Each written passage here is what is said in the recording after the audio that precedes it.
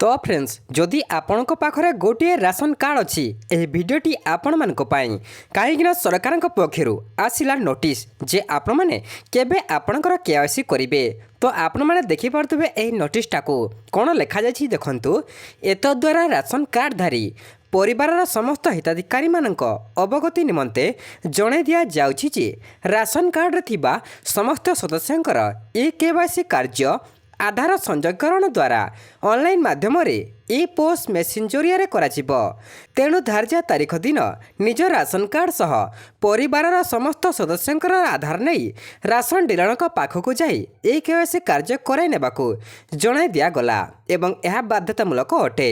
जो सदस्यंकर ए केवाईसी कार्य करा न जीव सेमानक नाम राशन कार्ड कटिजिब ता सह राशन सामग्री पाइबारु वंचित हेबे।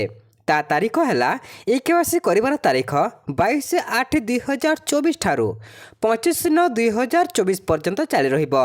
एहाकु करिबा अति जरूरी मने करिबे। माने फ्रेंड्स आपण माने गोटे राशन कार्ड रे जेते जण भी अछंती से समस्तंकर केवाईसी करिबाकू पड़िबो। आपण डीलर पाखक जाई ए केवाईसी कार्य करि परिबे। केबे करिबे देखंतु 22 रु 25 तारीख भितरे माने गोटे मास टाइम अछि जे आपणकर केवाईसी करिनेबाकू। आपण जो पाखक जाई आपण निज पंचायत को जाई जेमिति चोर आणुछंती सेमिति जाई केवाईसी करिनेबे नहले आपण मध्य राशन कार्ड आपणको मध्य मिलिबो नाही जदि आपण केवाईसी समस्तंकर न कले।